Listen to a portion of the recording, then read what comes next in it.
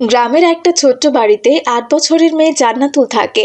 মাদ্রাসা থেকে ফিরে এলে তার মা পড়াশোনা নিয়ে তাকে জিজ্ঞেস করে, আর জান্নাতুল প্রতিদিন মিথ্যা কথা বলে। এই অভ্যাস দিনে দিনে ওর আরো বেড়ে যায়। মা জান্নাতুল, আজ মাদ্রাসায় তুমি কি শিখলে? জানো মা, ওস্তাদজি আমার খুব প্রশংসা করেছে। আমি ক্লাসে প্রতিদিন সবার আগে পড়া শেষ করি, তাই ওস্তাদজি আমাকে সব থেকে বেশি ভালোবাসে। জান্নাতুল তার মাকে আজও মিথ্যা কথা বলেছে। আসলে সে তার ক্লাসে কোনোদিন পড়া ঠিক মতো দিতেই পারে না এবং শাস্তিও পেয়েছে আজ। কিন্তু ওর মা কিছু না বলে ওকে আরো বেশি করে আদর করে। আলহামদুলিল্লাহ, আমার মেয়ে তো পড়াশোনায় খুব ভালো করছে। আমি অনেক খুশি হয়েছি মা। আরে বাহ, মিথ্যা কথা বলা কত সহজ কাজ। ভালোই হলো মা কিছু বুঝতে পারলো না, মাঝখান থেকে শুধু আমি আদর পেয়ে গেলাম। এরপর বিকেলে জান্নাতুল খেলার মাঠে যায়। সেখানে বন্ধুদের সঙ্গে খেলতে গিয়ে আবারও মিথ্যা কথা বলে।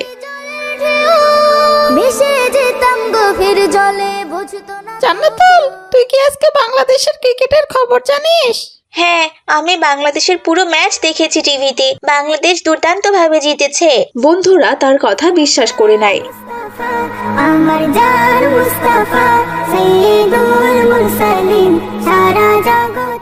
কিন্তু পরে তারা সত্যিটা জানতে পারে, আর মিলির সাথে দেখা হলে জান্নাতুলকে এক ধমক দেয়। জান্নাতুল, তুমি সবসময় মিথ্যা কথা বলো কেন বলো তো? আমরা আর কোনোদিন তোমার কোনো কথা বিশ্বাস করব না। এতে আমার কি আসে যায়?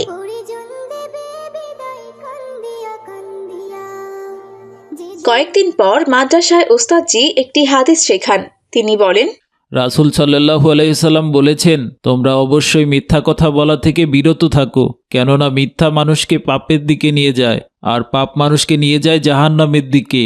ওস্তাদজির কথা সব ছাত্রছাত্রী গভীর মনোযোগ দিয়ে শুনেছে, কিন্তু জান্নাতুল মনে মনে ভাবে যে এসব কথা তার জন্য গুরুত্বপূর্ণ নয়। এজন্য তার কোনো মন নেই। আনমনে সে এদিক ওদিক তাকাতে থাকে। তারপর তার ওস্তাদজি চলে গেলে মিলি বলে, এই জানো তোমরা, গতকাল আমি এক ভয়ঙ্কর দানব দেখেছি। ও আমাকে ধরতে এসেছিল, কিন্তু আমি চালাক হওয়ায় এক দৌড়ে পালিয়ে গেছি। সত্যি বলছিস জান্নাতুল? তুই এত সাহসী? কেন, তোমাদের বিশ্বাস হচ্ছে না?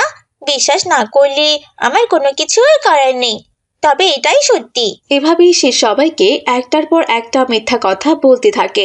সবাই তার এমন আজব আজব মিথ্যা কথা শুনে বিরক্ত হয়ে যায় এবং তাদের উস্তাদকে জানিয়ে দেয়।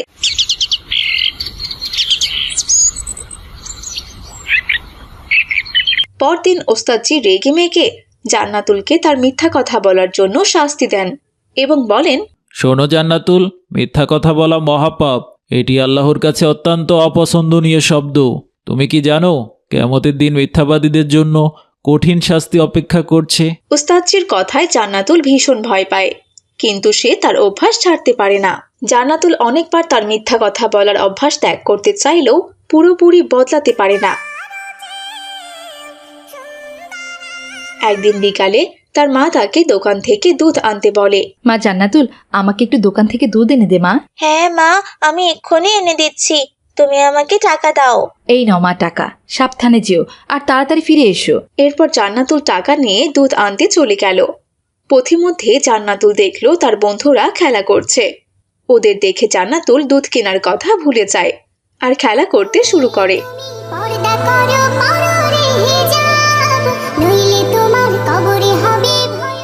হায় আল্লাহ, এটা আমি কি করেছি? আমার মা তো আমাকে দুধ কিনতে পাঠিয়েছিল, আর আমি তো না নিয়ে এখানে খেলা শুরু করে দিয়েছি। আর আমি দুধ কিনতে না গিয়ে বন্ধুদের সাথে খেলা করতে শুরু করে দিয়েছি। আজকে তো বাড়িতে গেলে আমার মা আমার 12টা বাজিয়ে ছাড়বে। এখন কি করা যায়, কি করা যায়?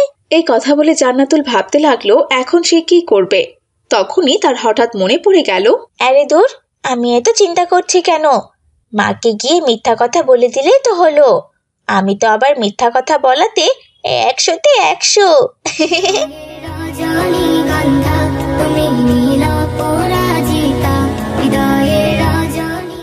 এরপর জান্নাতুল দোকান থেকে দুধ কিনে বাড়িতে চলে গেল।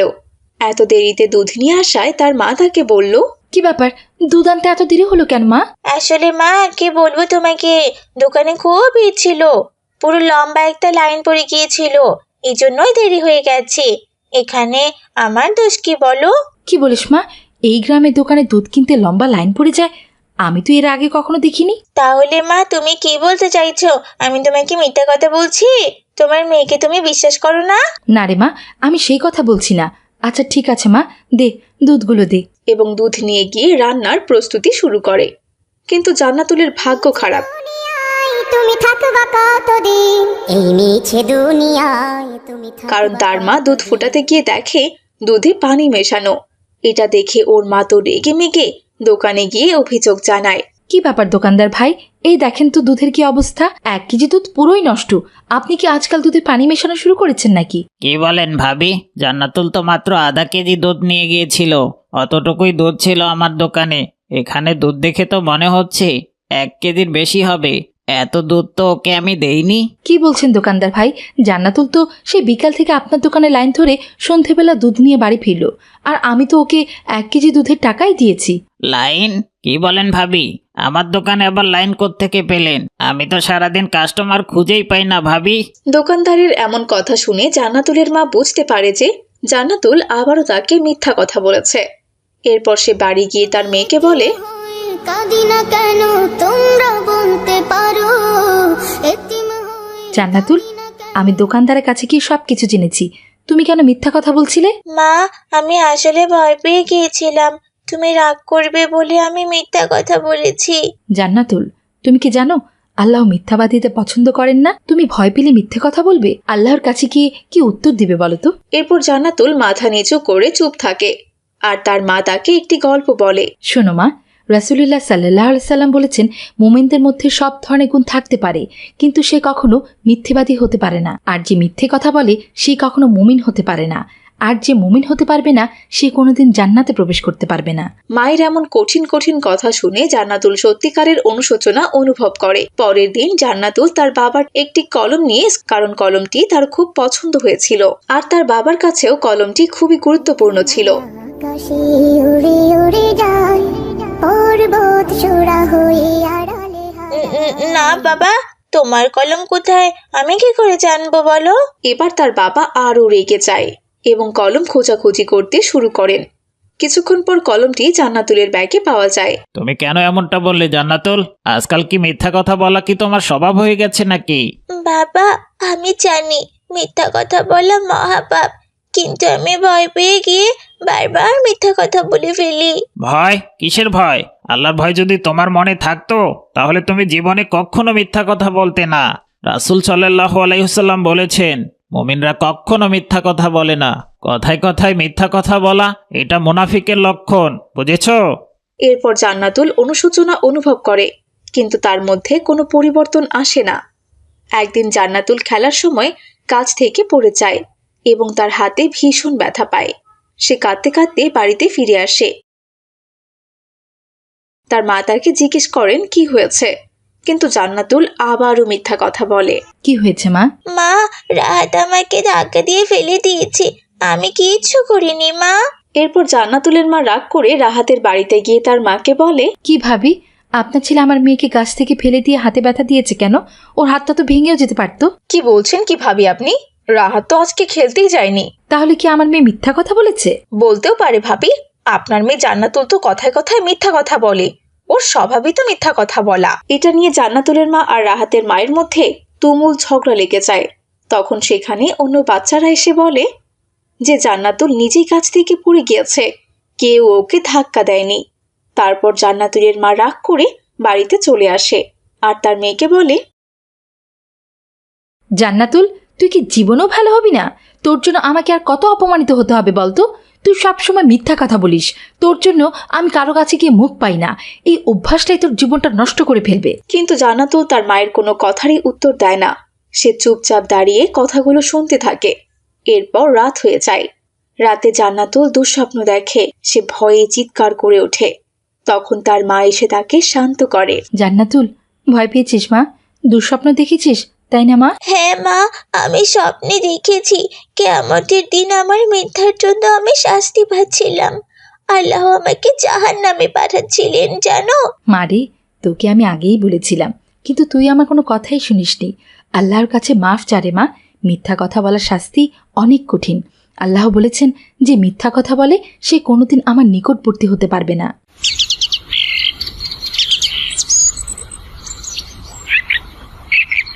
পরদিন জান্নাতুল উস্তাদজির কাছে গিয়ে সব সত্যি কথা বলে এবং ক্ষমা চায়। উস্তাদজি তাকে বলে, আল্লাহ তাআলা বলেছেন তোমরা সঠিক কথা বলো এবং সদা ন্যায়ের পথে চলো। যারা সবসময় সত্য কথা বলে আল্লাহ তাআলা তাদের পাপ থেকে মাফ করে দেন। হ্যাঁ ওস্তাদজি, আমি আর কখনো মিথ্যা কথা বলবো না। আমি বুঝে গেছি মিথ্যার পরিণাম কি ভয়ঙ্কর হয়। আপনি আমাকে ক্ষমা করে দিন ওস্তাদজি। এরপর জান্নাতুল ধীরে ধীরে তার অভ্যাস বদলাতে শুরু করে। দেখলি তো ছোট্ট বন্ধুরা, মিথ্যা কথা বলা মহাপাপ, আর সত্য কথা বলার মধ্যে আছে শান্তি। আল্লাহ সদা আমাদের সত্য পথে চলার তৌফিক দান করুন, আমিন। ইসলামপুর মহল্লায় মারিয়াম নামের একটি মেয়ে বাস করত। মারিয়াম ক্লাস 5-এ পড়ত। মারিয়াম অনেক ভদ্র, নম্র আর মেধাবী হওয়ায় সবাই তাকে খুব ভালোবাসতো। তার বাড়িতে যেমন তার বাবা মা তাকে অনেক ভালোবাসতো, ঠিক তেমনি স্কুলেও তাকে সব টিচাররা অনেক ভালোবাসতো। এমনই একদিনের কথা। কি ব্যাপার রূপা ম্যাডাম, 2 নম্বর ক্লাস থেকে এত চিৎকার চেঁচামেচির শব্দ আসছে কেন? 2 নম্বর ক্লাসের বাচ্চাগুলো এখন খুব দুষ্টু হয়ে গেছে।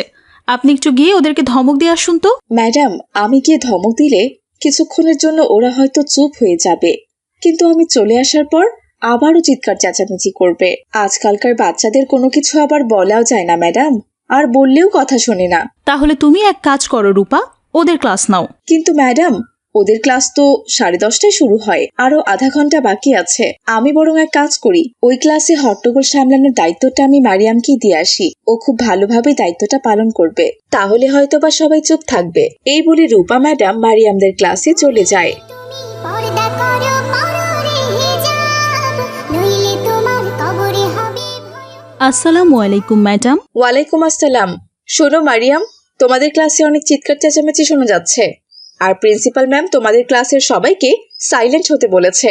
তুমি এক কাজ করো, যে যে ক্লাসে বেশি কথা বলবে তার নামগুলো বোর্ডে লিখে রাখবে, কেমন? আমি পরবর্তী সময়ে এসে তাদেরকে ক্লাসের বাইরে কান ধরে দাঁড় করিয়ে রাখবো। ঠিক আছে ম্যাডাম। এরপর ম্যাডাম সেখান থেকে চলে যায়। আমার জান মুস্তাফা সাইয়্যিদুল মুরসালিন। আর মারিয়াম বোর্ডের সামনে দাঁড়িয়ে সবার দিকে নজরদারি করতে থাকে। তখন সে দেখে মিলি ক্লাসের সব থেকে বেশি দুষ্টুমি করছে। উফ বাবা, এখনই আমার যে খিদে পেয়ে গেল না। যা টিফিন এনেছি মনে হয় তাতে আমার আজ পেটই ভরবে না। আজ আমার পেট না ভরলে সাইম, আমি কিন্তু তোর টিফিনগুলো চুরি করে খাবো। এসব তো কি বলছিস মিলি? তুই আমার টিফিন চুরি করে খাবি? তুই আমার টিফিন চুরি করে খেলে আমি কি খাবো বলতো? তোমরা দুজন কিন্তু বেশি কথা বলছো।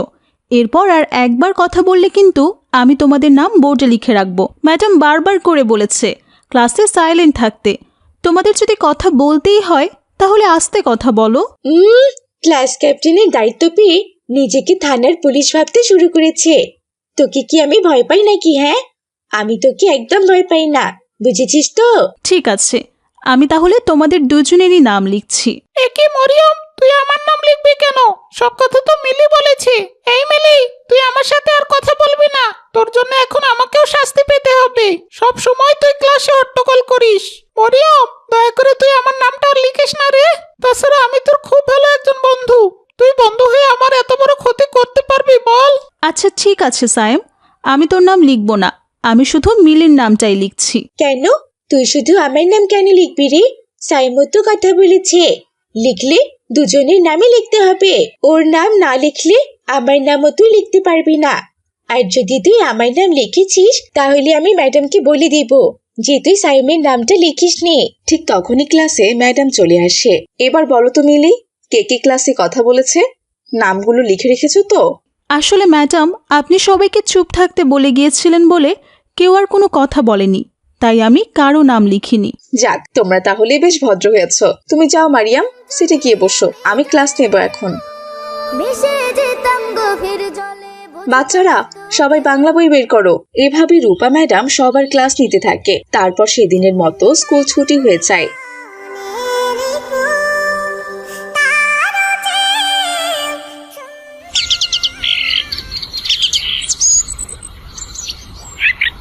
পরের দিন মারিয়ামের খুব পেট খারাপ করে, কিন্তু সে তার ওই অবস্থাতেও স্কুলে যাওয়ার জন্য রেডি হয়। মা মারিয়াম, এই অসুস্থ অবস্থায় তুই আবার স্কুলে যাবি? আজকে আর যাস না মা, ওষুধ খেয়ে বাসায় বিশ্রাম নে। না মা, আমাকে যে স্কুলে যেতেই হবে, সামনে আমাদের এক্সাম। এখন কিছুতেই ক্লাস মিস করলে চলবে না।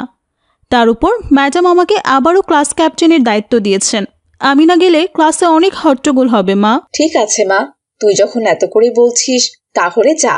তবে হ্যাঁ, নিজের শরীরের দিকে খেয়াল রাখিস মা, আর মন দিয়ে পড়ালেখা করিস, কেমন? ইনশাল্লাহ মা। এরপর মারিয়াম স্কুলের উদ্দেশ্যে বেরিয়ে গেল। আজকেও সে ক্লাসের সবার উপর নজর রাখছিল, আর আজকেও মিলি ক্লাসে হাসাহাসি করছিল। মিলি, কাল তোমাকে কিছু বলিনি বলে ভেবো না যে আজকেও তোমাকে কিছু বলবো না। আজকে আমি ঠিকই তোমার নাম লিখে রাখবো বোর্ডে। ক্লাসের সবাই চুপচাপ বসে আছে, শুধু একমাত্র তুমি ক্লাসে হাসাহাসি করছো আর অন্যকে বিরক্ত করছো। তোকে কে বারণ করেছে? হ্যাঁ, যা আমার নামটা বড় করে বোর্ডে লিখে রাখ, যেন সবাই আমার নামটা ভালো করে মনে রাখতে পারে। সে বোর্ডে মিলির নাম লিখতে যায়। তখনই মারিয়ামের পেট ব্যথা শুরু হয় আর ভীষণ পটির চাপ দেয়। আমার খুব পেটে ব্যথা করছে, এখন আমি কি করি? আমাকে এক্ষুনি টয়লেটে যেতে হবে। কি রে, নাম লেখা বাদ দিয়ে কি এত ভাবছিস? তাড়াতাড়ি করে আমার নামটা বোর্ডে লিখে রাখ, নাকি আবার আমার নাম লিখতে তোর ভয় লাগছে শুনি?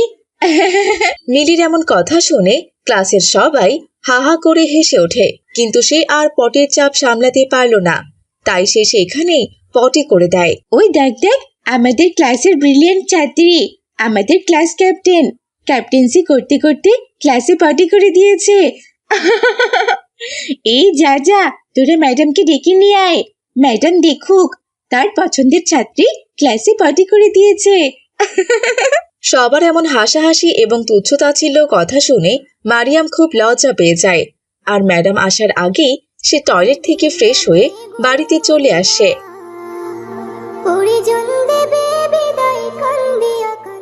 তারপর থেকে মারিয়াম আর লজ্জায় স্কুলে যেতেই চায় না। কিরে মা, কতদিন হয়ে গেল তুই স্কুলে যাস না, কিন্তু কেন বলতো? সামনে না তোর পরীক্ষা, তুই স্কুলে যাবি না? না মা, আমি আর স্কুলে যাব না। আমাকে তুমি অন্য স্কুলে ভর্তি করিয়ে দাও, আমি অন্য স্কুলে লেখাপড়া করব। ওই স্কুলে যাবি না, তাহলে আবার অন্য স্কুলে কেন যাবি রে মা? এরপর মারিয়াম তার মাকে সব কথা খুলে বলে। মারিয়ামের কথা শুনে আয়েশারও খুব খারাপ লাগে। এভাবে আরো বেশ কিছুদিন কেটে যায়। বেশ কিছুদিন ধরে মারিয়াম স্কুলে না যাওয়ায় রূপা ম্যাডাম তাদের বাড়িতে চলে আসে।